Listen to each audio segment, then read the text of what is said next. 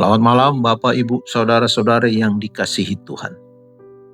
Setelah seharian kita menjalani berbagai aktivitas dengan segala rasa lelah, suka dan duka, ini saatnya kita mengambil waktu sejenak untuk menenangkan hati. Marilah kita mengarahkan pikiran dan jiwa kita kepada Tuhan melalui firman-Nya, agar kita memperoleh kekuatan, kedamaian, dan peristirahatan yang sejati malam ini.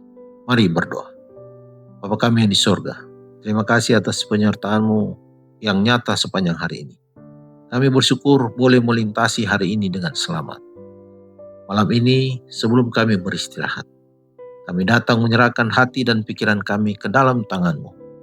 Kuasailah kami dengan Roh Kudus-Mu, agar kami dapat memahami firman yang akan kami baca dan renungkan. Bukalah mata hati kami untuk melihat kebenaran-Mu, sehingga kami memperoleh ketenangan, penghiburan, dan pembaharuan iman. Di dalam nama Tuhan Yesus Kristus kami sudah berdoa. Amin.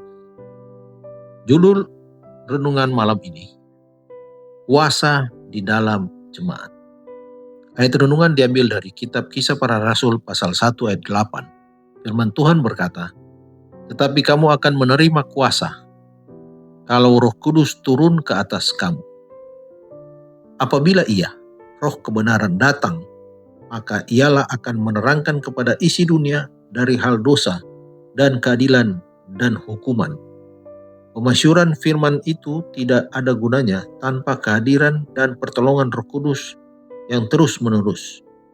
Inilah satu-satunya guru yang berhasil untuk kebenaran ilahi. Hanya bila kebenaran disertai di dalam hati oleh Roh, barulah kebenaran itu menghidupkan angan-angan hati dan mengubah kehidupan. Seorang mungkin dapat menyampaikan firman Allah kata demi kata. Ia mungkin paham akan segala perintah dan janji itu. Tetapi kecuali Roh Kudus meyakinkan seseorang tentang kebenaran itu, tidak ada jiwa yang akan jatuh ke atas batu karang dan dihancurkan. Tidak ada pendidikan, tidak ada keuntungan, meskipun besar, dapat membuat suatu saluran terang tanpa kerjasama dengan Roh Allah.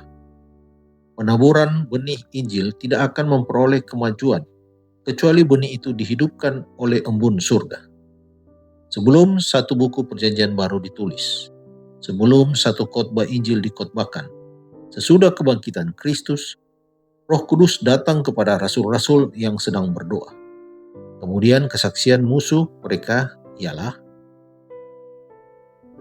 "Ternyata kamu telah memenuhi Yerusalem dengan ajaranmu." Kisah Para Rasul 5 ayat 28. Kristus telah menjanjikan pemberian Roh Kudus atas jemaatnya. Dan janji itu adalah bagi kita, sebagaimana bagi murid-murid yang mula-mula. Tetapi sebagaimana halnya dengan setiap janji lainnya, hal itu diberikan dengan syarat. Banyak orang yang percaya dan mengaku menuntut janji Allah. Mereka berbicara mengenai Kristus dan mengenai Roh Kudus. Namun demikian, tidak mendapat keuntungan. Mereka tidak menyerahkan jiwa untuk dipimpin dan dikendalikan oleh kuasa ilahi.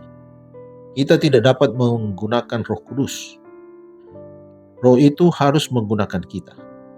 Dengan perantaraan Roh Kudus, Allah bekerja di dalam umat-Nya, dalam satu kasih, satu jiwa, satu tujuan, dengan tidak mencari kepentingan sendiri. Filipi 2 ayat 13. Tetapi banyak orang tidak mau menyerahkan pada hal ini.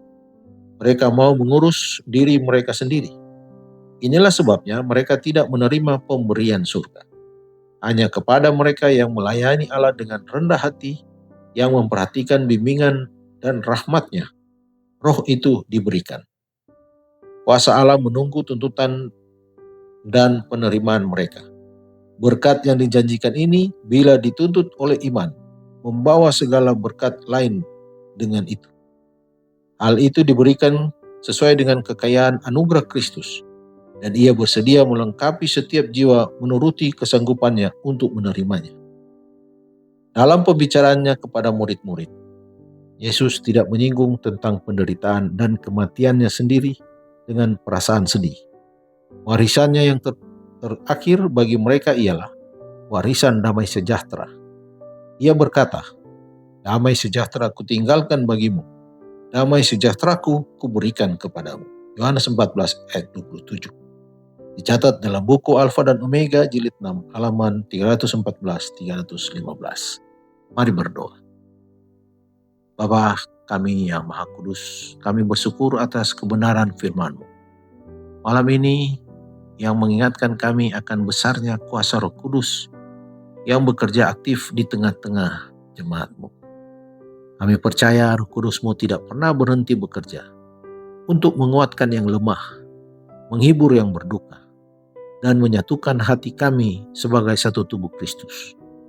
Biarlah kuasa-Mu terus memimpin kehidupan persekutuan kami setiap hari. Saat ini kami membawa seluruh kepenatan, beban pikiran, dan rasa lelah kami sepanjang hari ini ke bawah kaki salib-Mu. Kami percaya Roh Kudus memberi kami ketenangan yang melampaui segala akal. Curahkanlah kedamaian surgawi saat kami memejamkan mata. Naungilah rumah tangga dan setiap anggota jemaat-Mu dengan perlindungan, sehingga kami dapat beristirahat dengan tenang, aman, dan nyenyak malam ini. Baharuilah kesegaran tubuh dan roh kami, agar esok hari kami bangkit dengan semangat baru untuk menjadi saksi-Mu yang penuh kuasa. Dalam nama Tuhan Yesus Kristus kami sudah berdoa dan bersyukur. Amin. Selamat beristirahat. Tuhan Yesus memberkati.